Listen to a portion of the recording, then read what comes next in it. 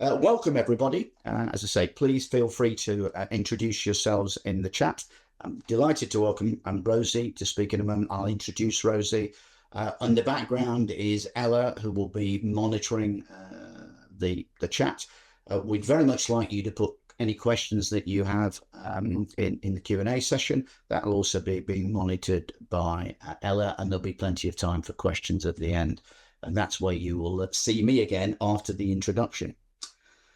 So you've signed up for neurodiversity as a driver for well-being and productivity. Neurodiversity isn't just an inclusion priority, it's a performance advantage. Thank you for doing that. This is a practical forward-thinking session for leaders who want to unlock both well-being and high performance in their teams. Now, sometimes I introduce sessions where it's all about the message or the content, and sometimes it's all about the delivery or the speaker.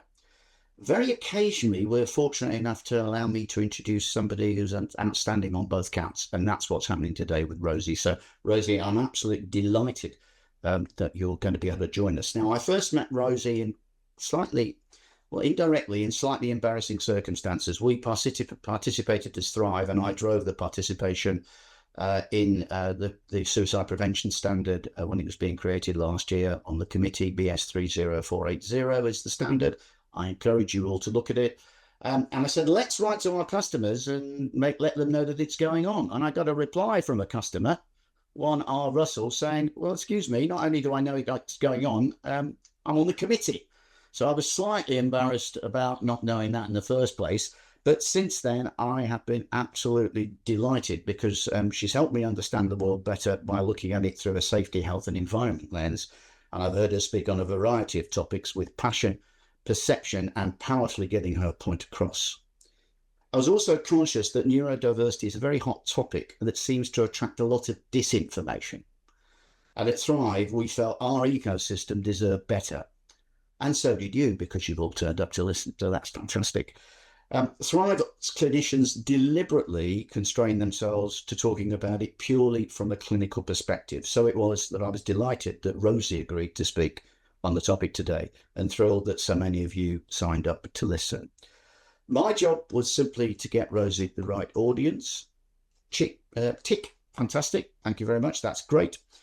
Although in truth, Ella from Thrive, who's moderating, did most of the work in that regard. My job now is simply to hand over to Rosie to moderate the Q&A session at the end and close the session off. You will be getting copies of the slides as part of the follow-up, and any questions, if I may pre-commit Rosie to, if there's any questions we can't get to answer in the Q&A, we'll have a go at answering those in the follow-up email between Thrive and Rosie. Thank you very much, everybody, for attending. Rosie, I'm absolutely delighted to hand over to you. Thank you very much, Martin, and good afternoon to everybody. I'm Rosie Russell. I am Director of Environment, Health, Safety and Sustainability at Mira GTX. And I'm also currently co-president of the International Institute of Risk and Safety Management. What qualifies me to talk about neurodiversity? Well, apart from as an environment health safety professional and dealing with a lot of neurodiverse individuals, I myself describe myself as, well, somewhat neurospicy, in that I don't have just one neurodiverse trait. I am certainly on the autism spectrum. I have a bit of mild dyslexia. If you speak to my family, they'll tell you I'm probably dyspraxic, considering my lack of coordination most of the time. And I've just kind of thrown my hands up and said, fine, my brain does not work the way that everybody else's does. On the other hand, didn't stop me. So let's talk about neurodiversity, the drive of well-being and productivity. So I want to cover this perception that neurodiversity has risen out of nowhere. I want to talk a little bit about intelligence, about being enabled or disabled, strengths and challenges, and then deriving productivity and well-being. Because after all, that's actually what we really want to know. What do we do about it? And I'm going to say it's not that difficult. So we have the disclaimer. The views are very much my own. That applies both to Thrive and my associated organizations. However, I hope you'll find them helpful. So, the rise of neurodiversity. Certainly, when I was growing up, we might have heard about some of the individual conditions. Dyslexia, autism certainly would have been talked about back in the 80s and 90s.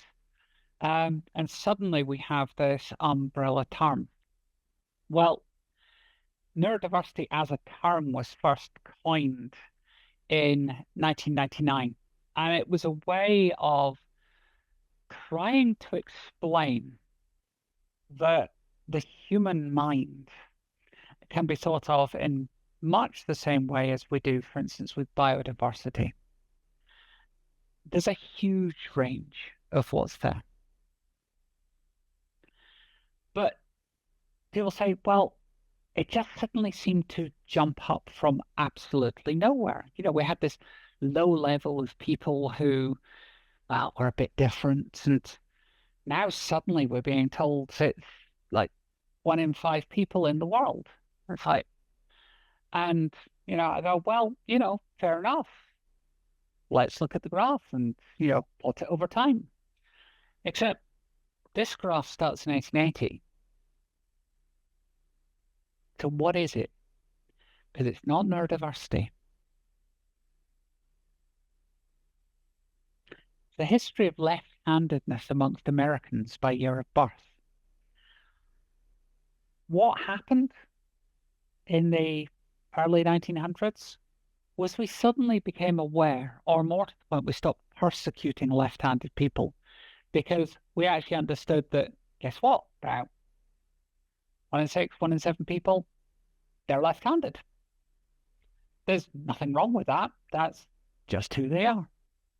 And when you stop persecuting, when you stop saying it's wrong, when you stop asking people to hide it, it comes out and you actually find out what the true prevalence actually is. And it's no difference with neurodiversity. We talk about it now. It's more acceptable to be neurodiverse.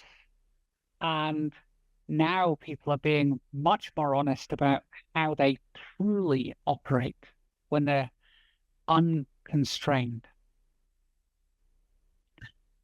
And I describe myself as neurospicy, which is a term as a foodie I quite like because, no two curries are quite the same. I do like nice spicy food. And, you have different portions of different spices in there to create the outcome that you're after. Well, when it comes to neurodiversity, co-occurrence is the norm, folks. What we've got here is the primary diagnosis down one side and the secondary diagnosis along the top. And the bit in blue says how likely you are to have the secondary diagnosis if you have the primary diagnosis. And I'm kind of looking at the autism column at the top there, and that huge prevalence of ADHD is a crossover, and thinking, not something I've explored with myself, but maybe I ought to. But there we go. You can see that it would be fairly unusual for you to have a single diagnosis when it comes to neurodiversity. And I think this has been historically half the problem, or probably all of the problem, with respect to people being diagnosed, is that it turns out that if you met one neurodiverse person, you've met one neurodiverse person, because none of us are the same. We're all absolutely individual. Now, in terms of how prevalent it is, the most common is dyslexia. 10% of the population have a problem. Now, dyslexia itself isn't a homogeneous condition. And actually, there are lots of different ways that may present, just to make things even more complicated. We then have dyspraxia. So this is to do with coordination. And as a fairly clumsy individual who shouldn't be given sharp things, yet still spends a lot of time in the kitchen, I recognize this one. Dyscalculia, difficulty with numbers, or number blindness even, 6%. ADHD and ADD, 5%, 1 in 20. Autism spectrum conditions, 2%. Tic conditions, depending how we want to define that, somewhere between 0.5% and 3%. And if you add all those together, because there is overlap, we land up with about 20% of the population being neurodiverse to some extent or another. So as I said, co-occurrence is the rule, which means that in terms of the individual, they are just that. And any good manager understands that they can't manage an entire team in the same way, that different people have different needs. And this is merely part of that. But co-occurrence is the rule and anxiety is part of the package. If you are neurodiverse, there is a very high chance that you suffer from a degree of anxiety. And in fact, this also now clouds things when it comes to misdiagnosis, in that actually an awful lot of neurodiverse people have been diagnosed as having generalized anxiety disorder and given medication for that that would not be appropriate for a neurodiverse individual.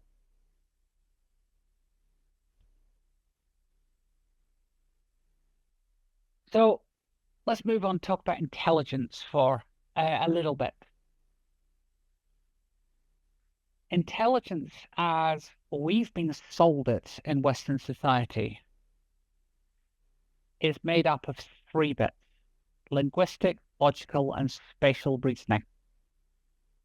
These 3 make up what is tested for in terms of IQ, the intelligence quotient. But if we read more widely on intelligence, and Howard Gardner's work is very accessible, and I do commend it to you, he points out that movement is a form of intelligence.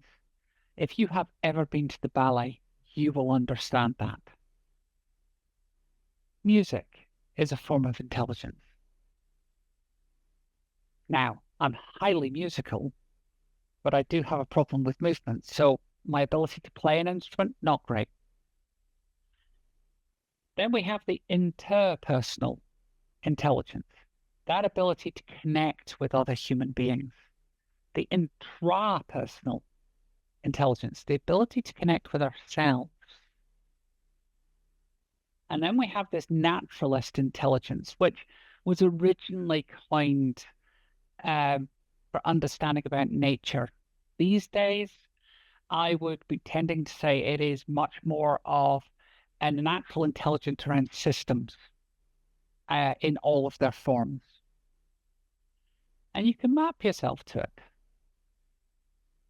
And nobody's the same. I have put up, based on the best tools I can find, a rough estimation of me. And I'm better in some areas than others. That's just the way it is. How does this relate to neurodiversity? Well, mostly it doesn't.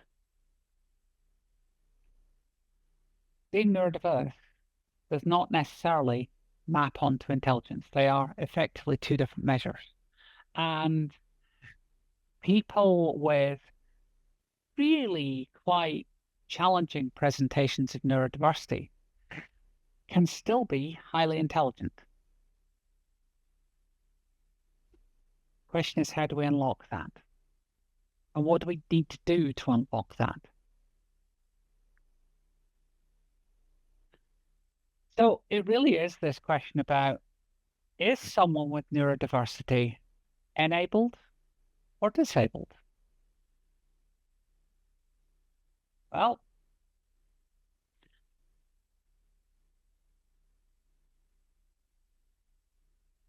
there are 2 models when it comes to disability. And the medical model is very much the one that we've been brought up by. It's the can't model. They can't see, they can't hear, they need support, they're looking for a cure for it, they can't walk, they can't work, they're dependent. It is very much predicated on a deficit model. Yet, the societal model takes a look at things very differently. So, well, fine. So you've got someone with a physical disability who's in a wheelchair. What is stopping them accessing that building is the building design. There's no lift. There's no ramp.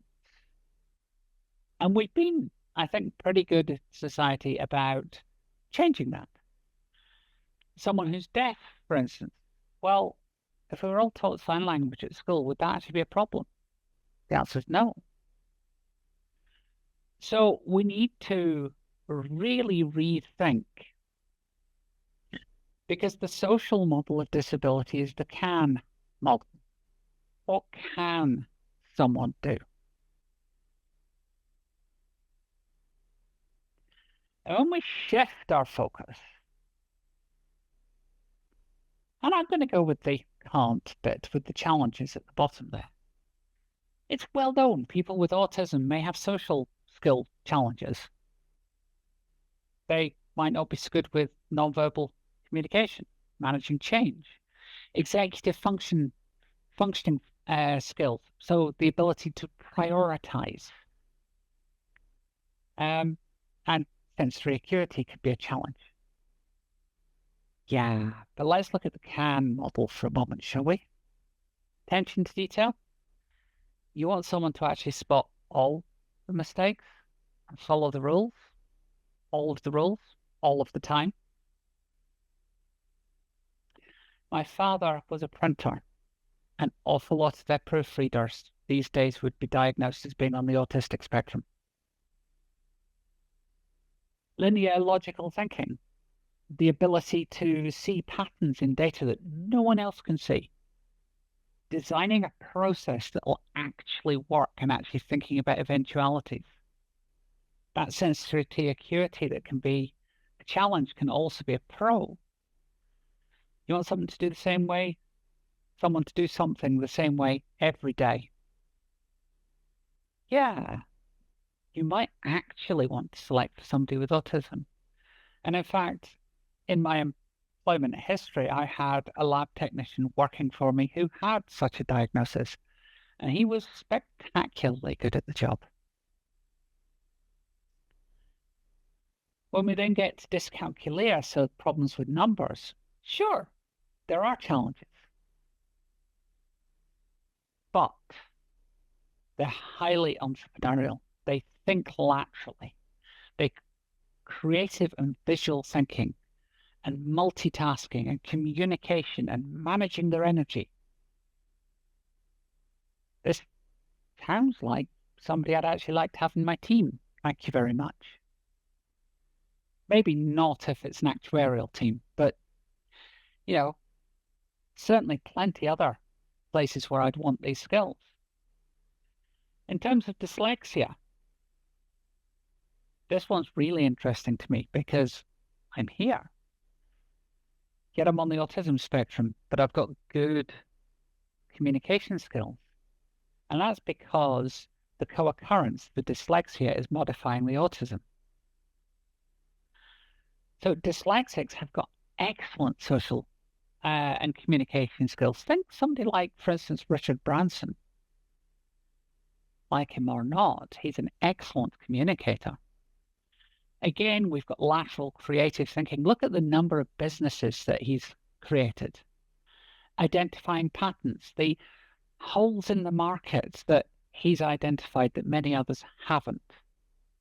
Sure, executive functioning skills can be a challenge, but very much, again, these are visual thinkers. Has Richard Branson succeeded with some fairly severe dyslexia? He's surrounded himself with the people who can plug all the gaps in his skills. When we get to ADHD, lateral thinking, creative thinking, interpretation of numbers and shapes, graphs, illustrations, the ability to hop from subject to subject at will. Now, say with somebody with ADHD, but you can't concentrate. Not true. Absolutely not true. The problem with ADHD is they can concentrate, but only once they're interested. So in actual fact, the main challenge from a management point of view is firing their enthusiasm in the first place. Once you've got that, you will get quite literally 110% to their own detriment at times. The other thing is people go, oh, well, you don't seem hyperactive to me, so you don't have ADHD. Well, there's two different types of hyperactivity, externalized and internalized. You can have a hyperactive mind.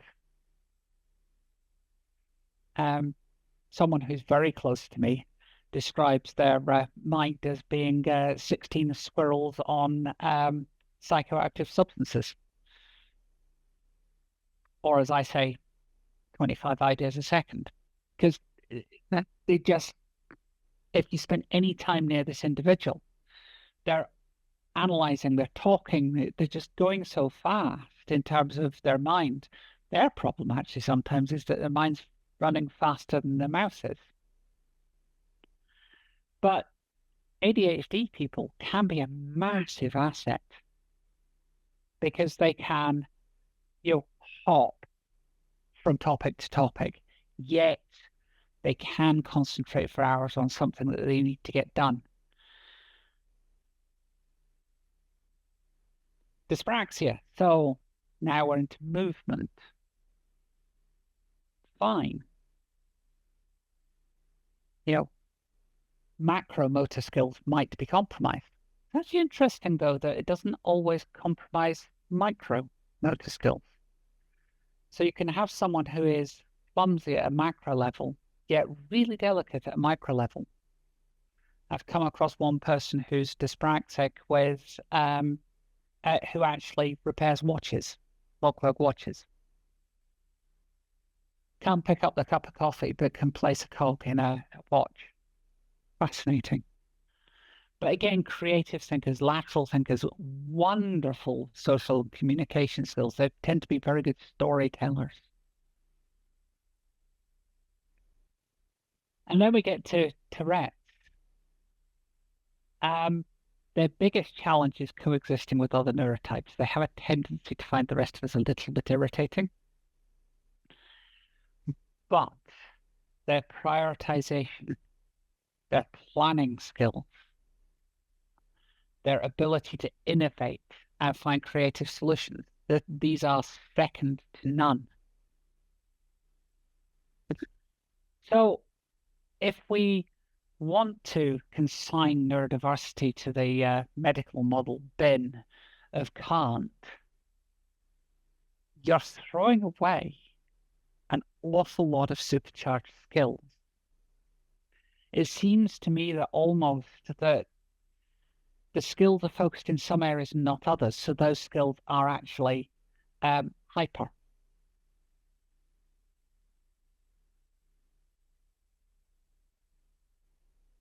Now, I do want to address this because I said before that co-occurrence is the norm and anxiety is part of the package. 70% of neurodiverse individuals actually suffer from poor mental health. Why might that be? I hate to say it, but it's trying to put up with all of the normies out there. Most neurodiverse individuals learn at an early age to mask because their way of being, their way of approaching the world isn't appropriate, and they're told it isn't appropriate very quickly. So we figure out how to do it. The problem is that comes at a cost. If you're spending more than half your energy budget on trying to appear normal and then trying to hold on to a job and everything else that comes with that, is it any wonder that you're exhausted at the end of the day? Is it any wonder that you might be suffering from anxiety, depression? So, this really is my call to action here, is let's try and create a bit of a world where we can be actually accepting of the difference and value people for what they bring. If you want to understand what masking feels like, Christine Miserando, she actually suffers from lupus. So this isn't neurodiverse. She has a physical health condition. She was trying to explain to a friend what it was like to live with a chronic health condition. And they were sitting in a cafe and they were talking. And she saw a bunch of spoons sitting on the next table and she just grabbed them. And she said, look, this is my energy budget for the day. She says, holding them. And she looks at the number of spoons and she takes 2 out and said, that's me getting up, having a shower, getting dressed, being ready for work, mentally preparing myself. She picks out another spoon, goes, that's commuting. Picks out another 3, that's my morning meetings. Picks out another 1, that's dealing with my colleagues at lunchtime. Picks out another few, there you go, that's my afternoon work. Picks out another 1 for commuting. And in her hand, I like 3 spoons. And she said, and I need 1 of them to get ready for bed. I need 1 of them to make dinner. And her friend suddenly said, so what's your spoons like today? Well, I'm using my 1 spoon to spend time with you. And she went, I'm so sorry.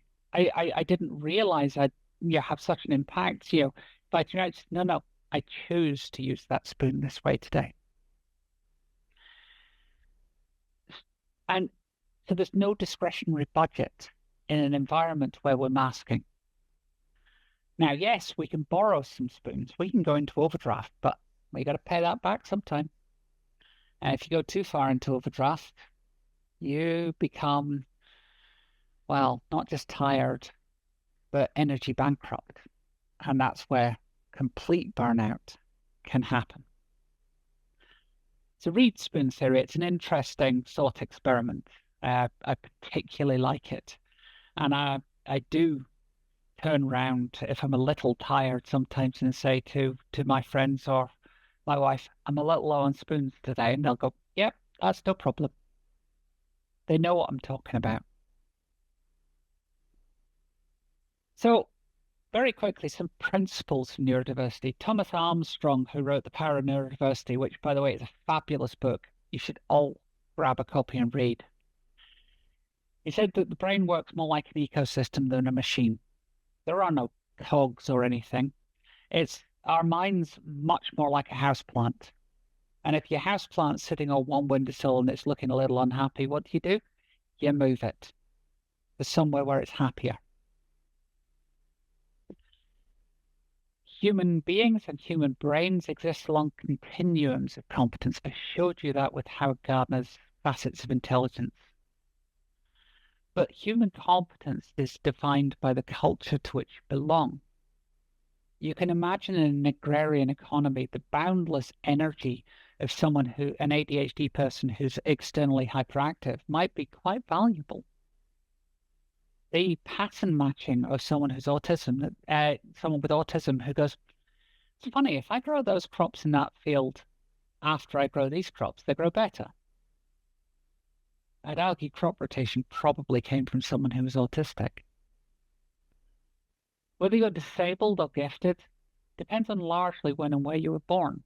What is it that's valued? And success in life is based on adapting your brain to the needs of the surrounding environment. That's masking. And modifying your surrounding environment to fit the needs of your unique brain. My desk at work, very few people wanted it. It's got very little in the way of direct light from the lighting above. It's quite dark. I've got a lamp. I can control my lighting. I like that. So finding an environment where you can actually create a niche, not just in terms of the physical characteristics of where you work, but what you do.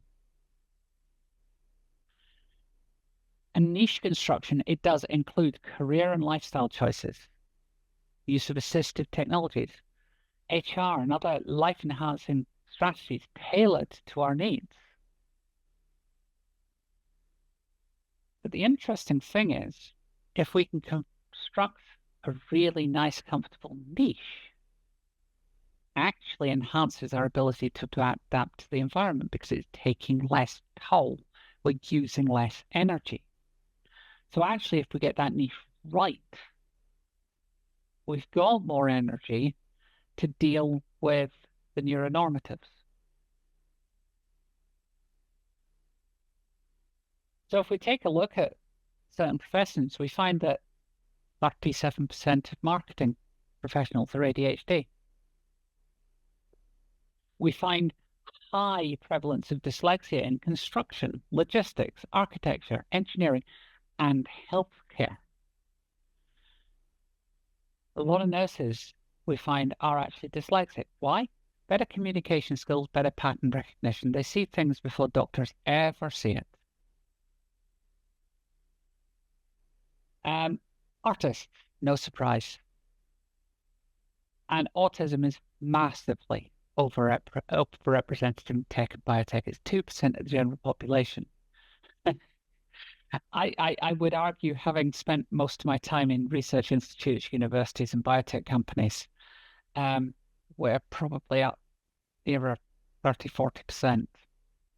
And that's no accident. For a number of reasons. Neurodiversity is not homogeneous in the population. Runs in families for one, but also we tend to congregate because we work better and we play better together, and we're naturally more suited to certain tasks. So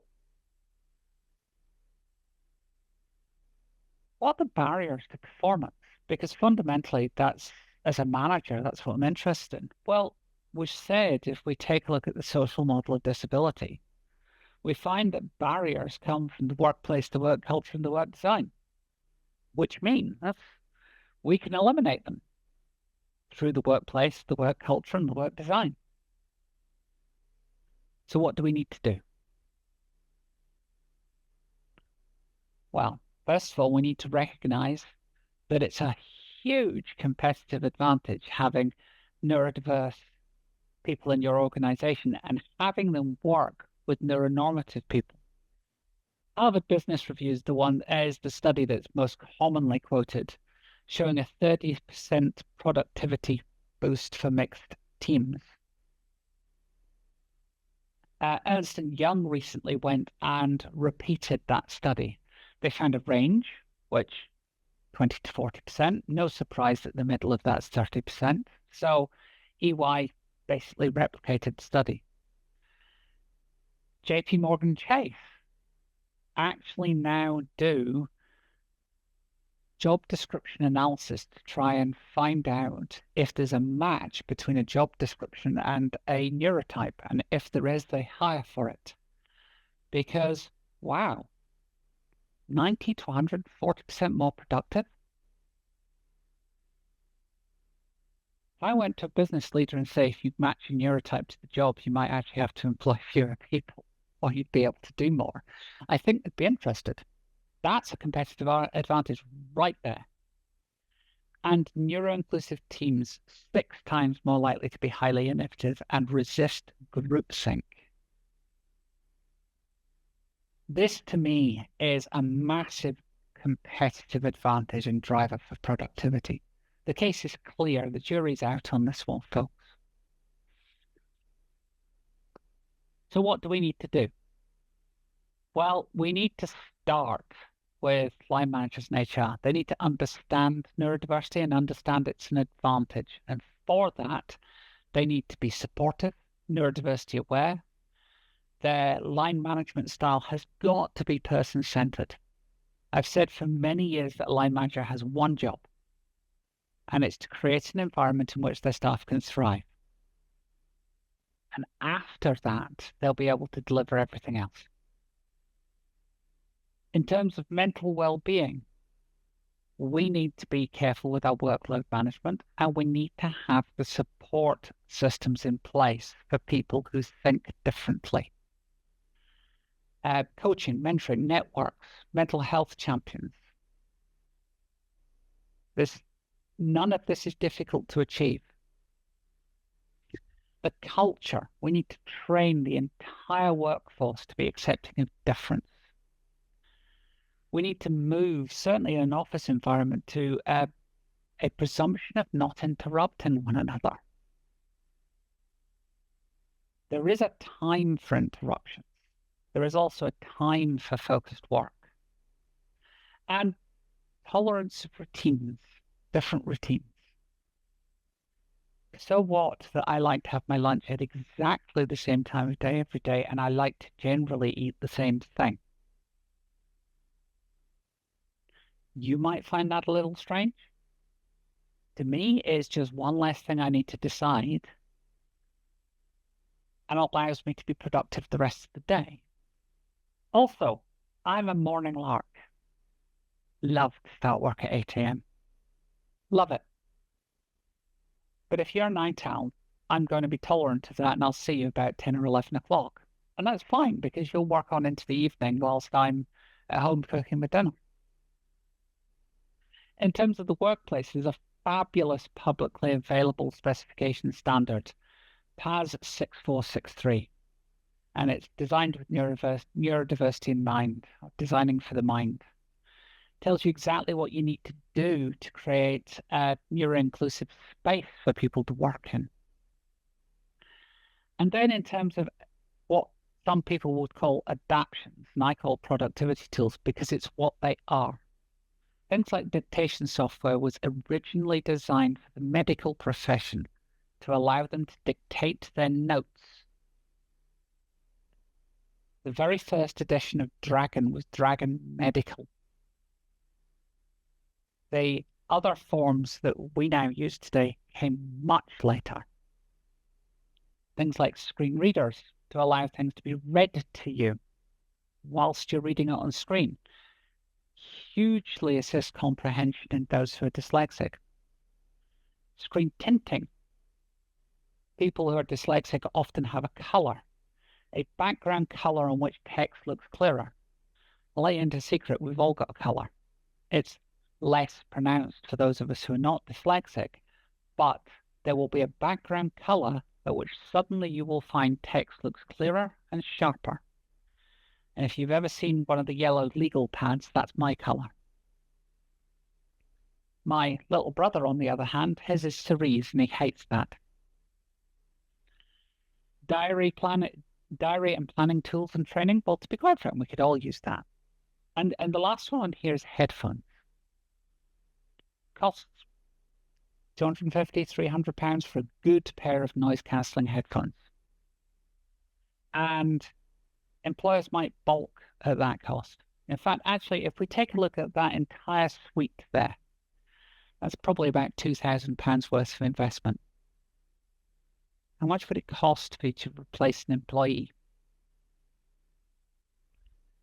As a minimum, 3 months gross salary. For someone in a highly technical role, that could be as much as 2 to 3 years gross salary. What's a couple of £1,000 in terms of investing in staff? And the final bit is the ability to specialize. One size fits all boilerplate job descriptions do not work for neurodiverse individuals. However, if you've got a nice mixed team of mixed abilities and you're able to spread the work of that team across them, great. The other thing is clear instructions with no ambiguity and finding out what the preference of your staff is. Do you want me to discuss a project with you, then back it up with an email? Or do you want the email first and then I'll discuss it with you? But please note, in both cases, there's a written instruction there. And the final one, and it's a bugbear of mine, meetings booked in my diary without context. My immediate assumption is that's bad news. But that's the anxiety talking. So please, if you're going to book some time with me, put some detail in there. Not too much to ask. So thank you for listening. Fundamentally, neurodiversity can be a driver of success, but only if you create that niche for people to exist, to actually allow these beautiful minds to flourish. Thank you very much. Thank you, Rosie. That was captivating and wonderfully relatable. And when you've got a moment, you'll be able to see some of the comments in there, which are all fabulous. I've got a couple of questions for you, if I may. You may.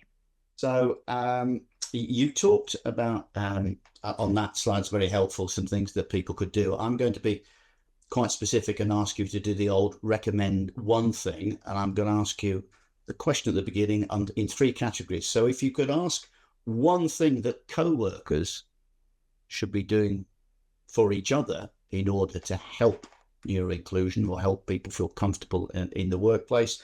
And then if there was one thing you could ask the leaders to do, and then one thing you could ask well-being leaders to do.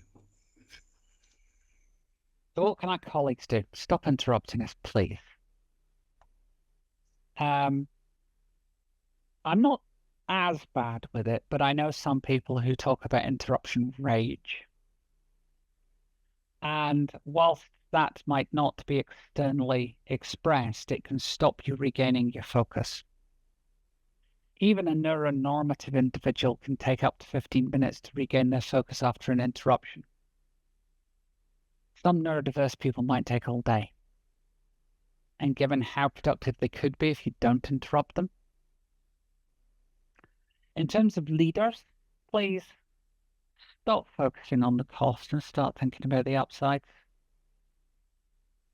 £250 to £300 for a pair of noise-cancelling headphones like the lovely ones I've got on my head at the moment are not too much to ask. And well-being leaders, you should already be familiar with the social model and focusing on the cans. But can we also have a little bit more in terms of quiet space available, please? Great answers. Thank you very much indeed. There's one I'm sure Ella's going to take from the chat into the questions, but there is a question there that says, can you suggest books to support us? Maybe let you have a think about that and we can send some links to them in the follow-up. The Power of Neurodiversity by Thomas Armstrong. There's also The Canary Code by Ludmila Freslova. That's more around autism, but it's a very good one. I need to go and look at my shelf at home because I have got dozens, because being typically autistic, I don't surface read anything. I deep dive everything.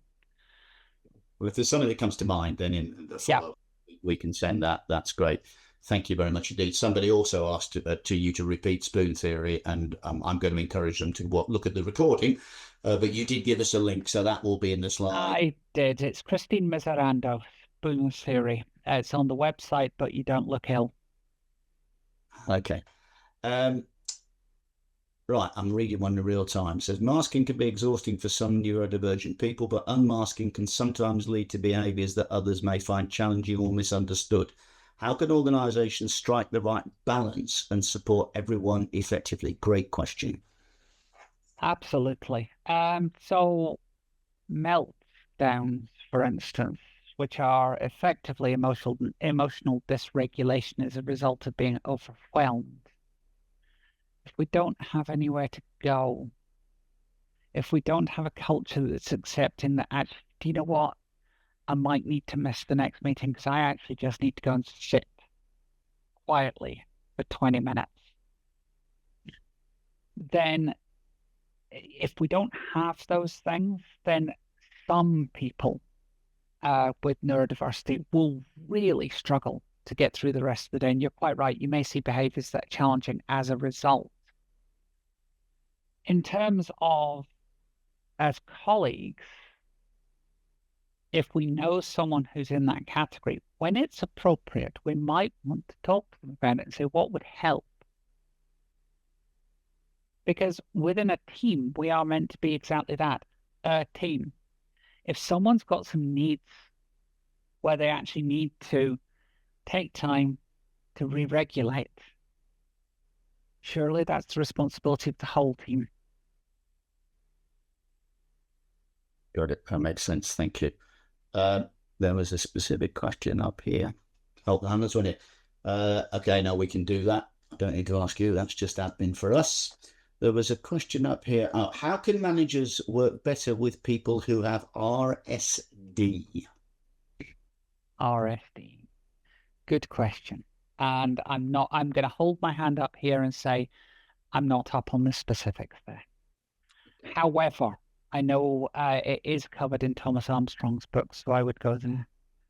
Can I also just hop in here, by the way, and say that the things that we do here to make the workplace more accessible to someone neurodiversity will actually help everyone. Given that there's now a British standard on the menopause and menstrual health, and that women face difficulties every month, being more accepting of difference is going to help absolutely everybody. It will also help people with childcare or caring responsibilities.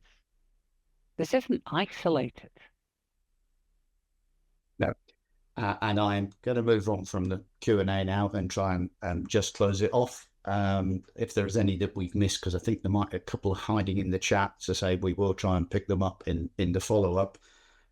You just pinched one of the points I was going to make, Rosie, but that's good because I'll emphasize it, because this was for me absolutely captivating, and it was really good. I learned so much, and it was put across in a great way. So this is definitely one of those webinars I'm going to look at the recording back again on. So thank you for that. If I always try and think of simple takeaways, for me, there is definitely a lamp or really good headphones where it's appropriate. Probably headphones doesn't work if your job is a barista.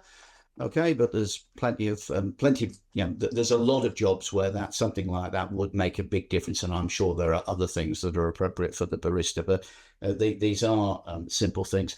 The acceptance of difference is the underlying thing, and it doesn't just apply in a neurodiverse sense as well, as you've just established. To me, a bit like not interrupting. These should be things that we should be doing anyway, but obviously we should be specifically careful to do that. And I think just when you're going to interrupt, just pause another second and check that somebody's finished. I think because sometimes it can't be clear, so I think that's very helpful as well. And celebrating this, I think, is probably the most important thing. And without using a word that might sound pejorative, but exploiting it, leveraging it. You've pointed out that this is effectively, to use the cliche, a superpower when the right skill set is put in the right environment in the organization. So instead of in any way being regarded as something of concern, it should be regarded as opportunity. Okay, but in the context of treating everybody in the right way and exploiting them in the sense of putting them in the right place rather than exploiting them in any other sense. So thank you very much for that. Rosie, you're in control of the slides, unless Ellie could put them back. I was just going to ask whether we could just have 2 summary slides back there. I have just closed them at my end, so Ellie, if you have them, that'd be great. A second.